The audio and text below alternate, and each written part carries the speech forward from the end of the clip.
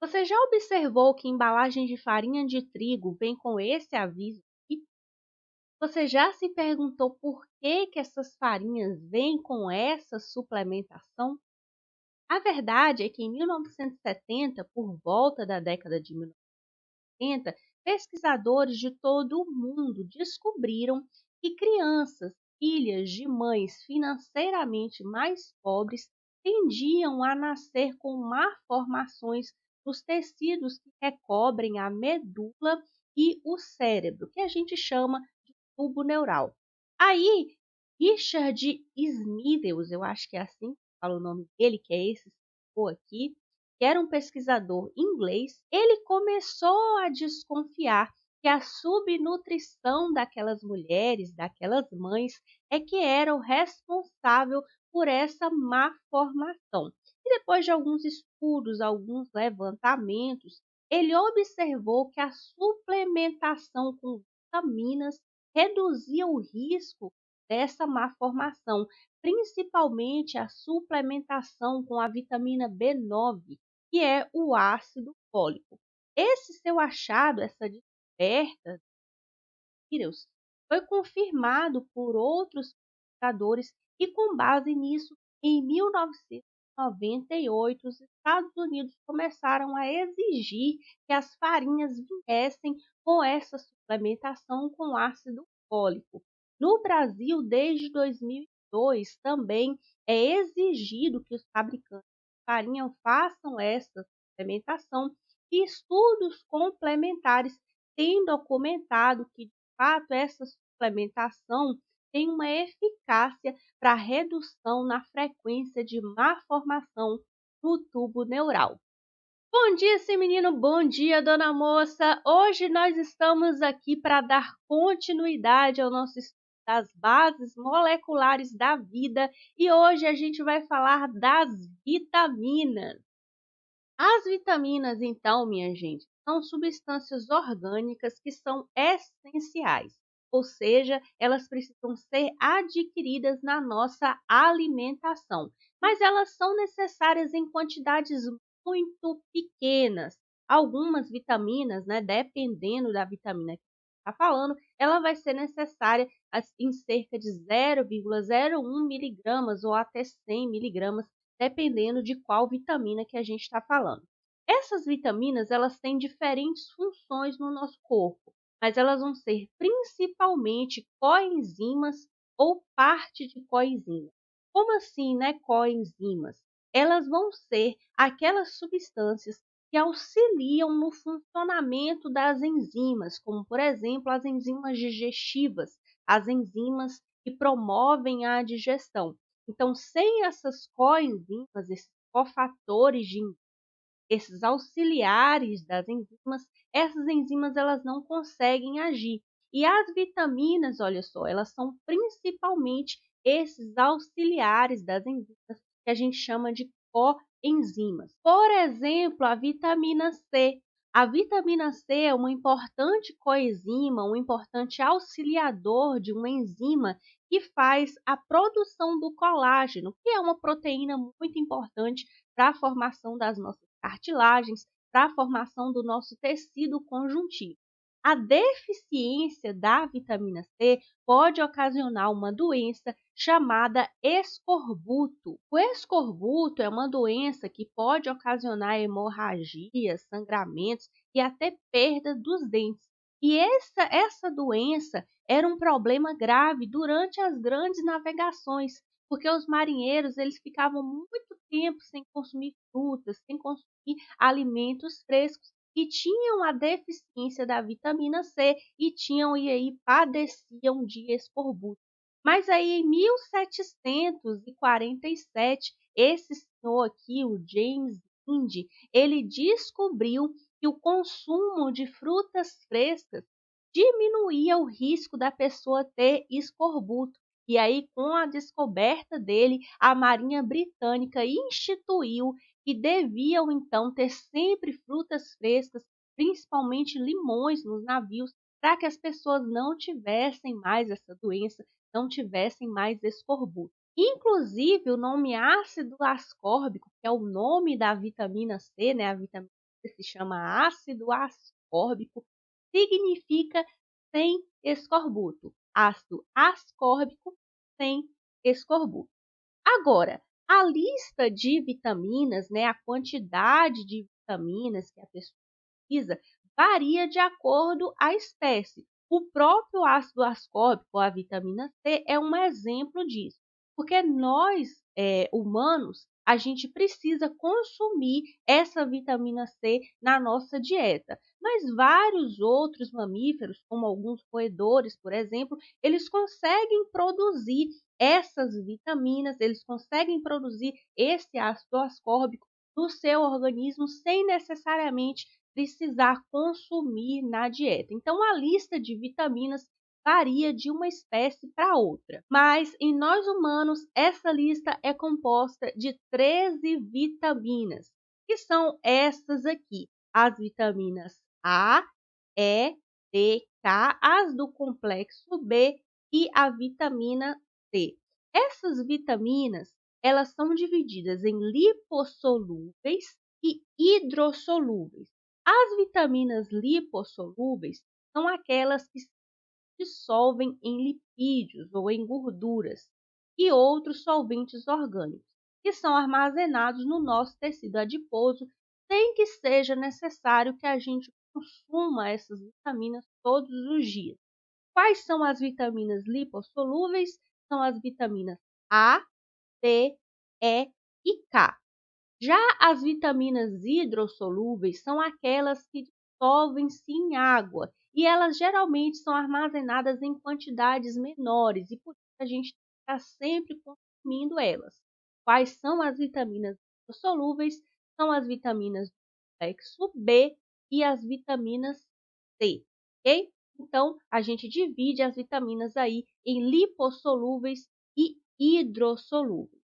A deficiência, a falta dessas vitaminas pode ocasionar em problemas como o escorbuto, que nada mais são do que avitaminoses ou hipovitaminoses, que é a deficiência parcial ou total de vitamina. E esse é um problema particularmente muito perigoso para crianças, porque crianças com avitaminose ou hipovitaminose podem ter um desenvolvimento físico e mental muito debilitado, elas podem ser prejudicadas aí no seu desenvolvimento. Eu não sei se vocês sabem, mas várias regiões do globo, aqui no Brasil acho que isso é comum, mas em várias regiões do globo as populações têm dietas principalmente baseadas em arroz. O arroz é um alimento muito pobre em vitamina A, por exemplo. E a deficiência da vitamina A pode ocasionar em cegueira e até em morte. E aí, por conta disso, pensando nisso, pesquisadores, principalmente da África e da Ásia, começaram a trabalhar em um arroz geneticamente modificado que a gente chama de arroz dourado, que é uma cepa de arroz geneticamente modificada que sintetiza o pigmento beta-caroteno. E esse pigmento chamado de beta-caroteno, o corpo consegue converter em vitamina A, sanando aí essa deficiência dessa vitamina A para essas populações que vivem principalmente de dietas à base de arroz. Agora, as pessoas que têm então acesso a medicamentos, acesso a farmácias, elas podem suplementar a sua dieta com comprimidos de vitaminas. E os médicos especialistas afirmam que isso é aceitável, mas parece que não está claro se isso realmente traz benefícios à saúde ou se é seguro. Porque o que acontece? Superdoses moderadas, se você suplementa muito, toma muito comprimido de vitaminas hidrossolúveis, tudo aquilo que você vai tomar em excesso vai ser excretado na sua urina sem causar muito problema para você. Mas aqueles excessos de vitaminas lipossolúveis vão ser depositados nas suas células de gordura, ou seja, o organismo ele vai começar a acumular essas vitaminas lipossolúveis. E o consumo excessivo, então, dessas vitaminas lipossolúveis podem ser, então, acumuladas em níveis tóxicos, principalmente nas células do fígado. E isso aí é o que a gente chama de hipervitaminose. E agora, para finalizar a nossa aula, para fechar tudo, a gente vai ver algumas tabelas com algumas das vitaminas principais, suas funções e os problemas decorrentes da deficiência dessas vitaminas. Vamos lá então agora aqui no nosso quadro, iniciando com as vitaminas hidrossolúveis, que nós já falamos que são aquelas que se dissolvem em água e precisam ser consumidas diariamente. Então, primeiro, a vitamina B1, que é também chamada de tiamina.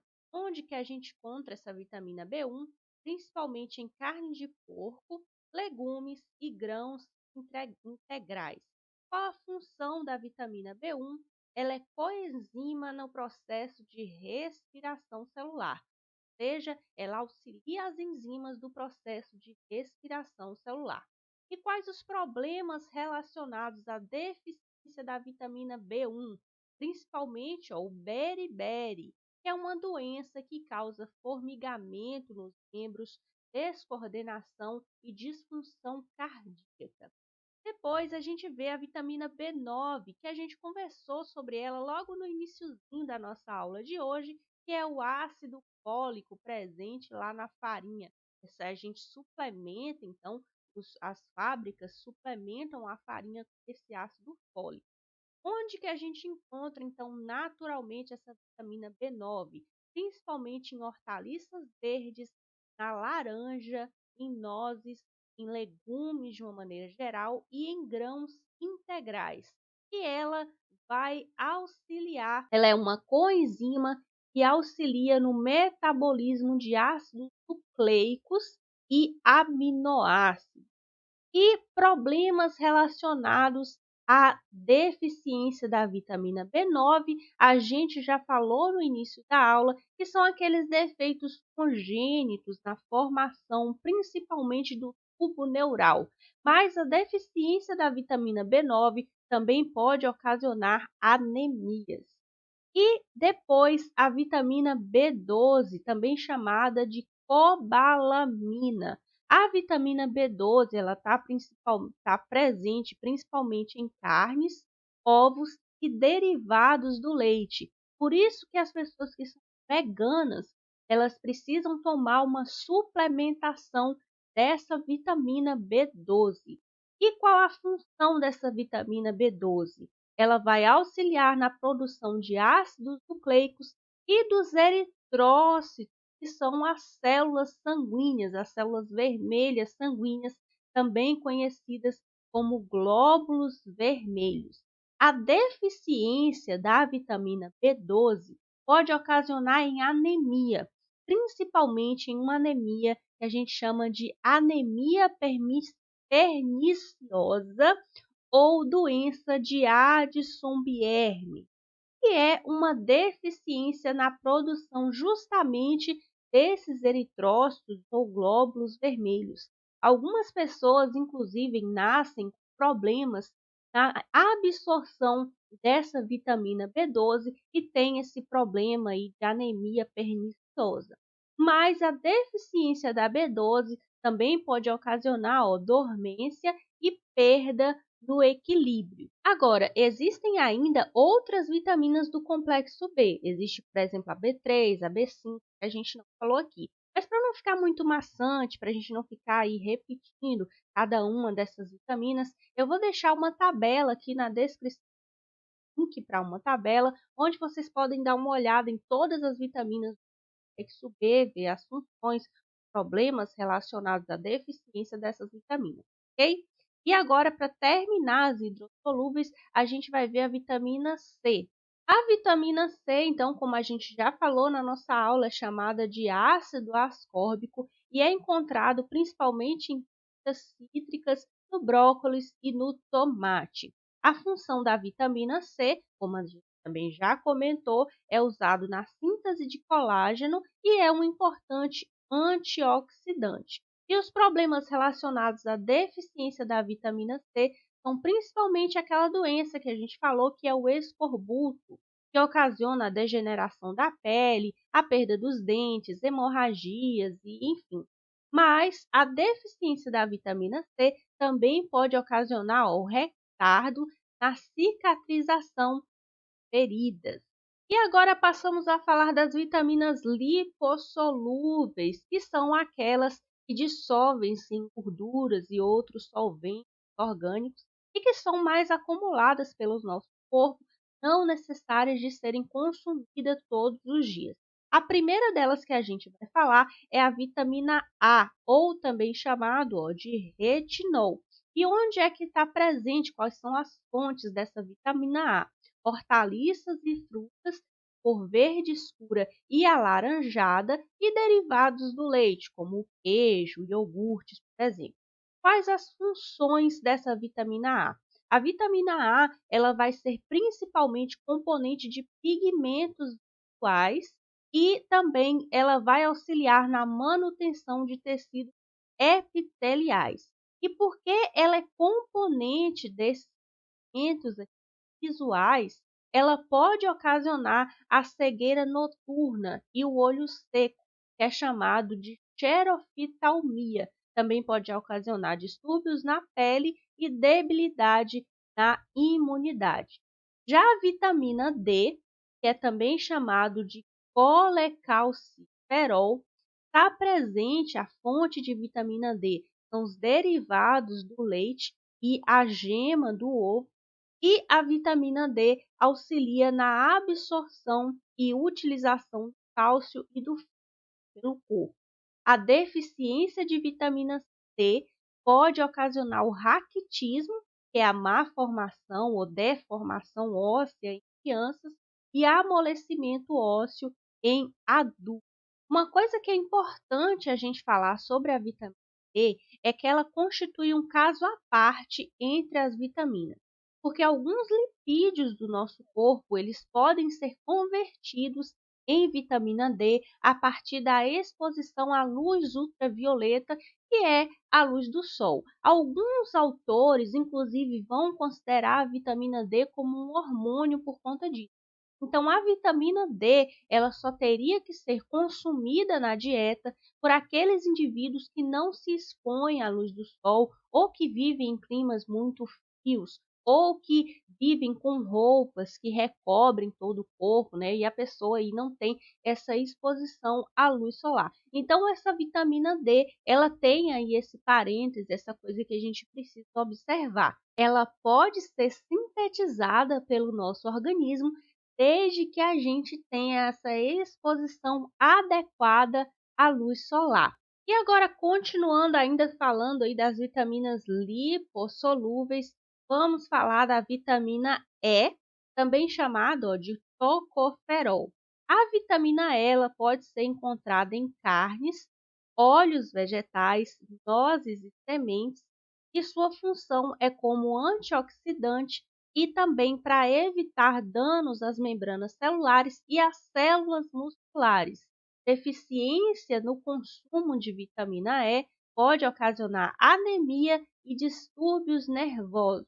E por último, a vitamina K, também chamada de filoquinona ou menadiona. Ela pode ser encontrada em hortaliças verdes, em chás e em bactérias intestinais. É uma coisa interessante da gente falar da vitamina K, porque ela pode ser sintetizada por bactérias que nós temos naturalmente no nosso intestino. Então, se a nossa flora intestinal ela está regularizada, está bem com ela, a gente consegue sintetizar a partir dessas bactérias intestinais aqui, conseguimos sintetizar a vitamina K. E a vitamina K, ela é muito importante na coagulação do sangue e ela tem uma função também anti-hemorrágica.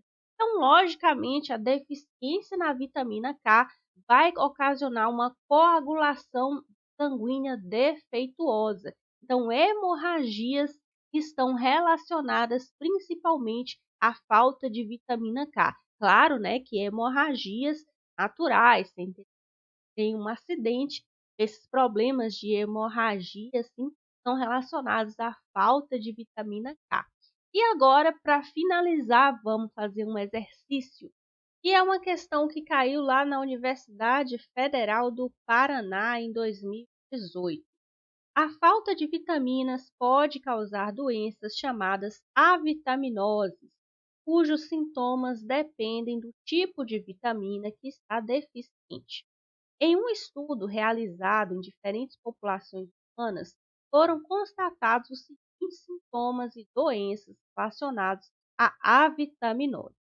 Assinale a alternativa com a dieta para o tratamento de cada avitaminose acima identificada. Vamos lá, então. Ele nos deu aqui, né, uma série de doenças, de problemas ocasionados por essas avitaminoses, que a gente já sabe, ele falou aqui também na questão, mas a gente já sabe que avitaminoses são deficiências de vitamina. Mas vamos ver aqui então os problemas. Raquitismo, a gente já viu lá que raquitismo é relacionado principalmente à falta de vitamina D. O escorbuto, a gente falou lá na nossa aula e viu lá na tabela também, que é relacionado à falta, deficiência de vitamina C.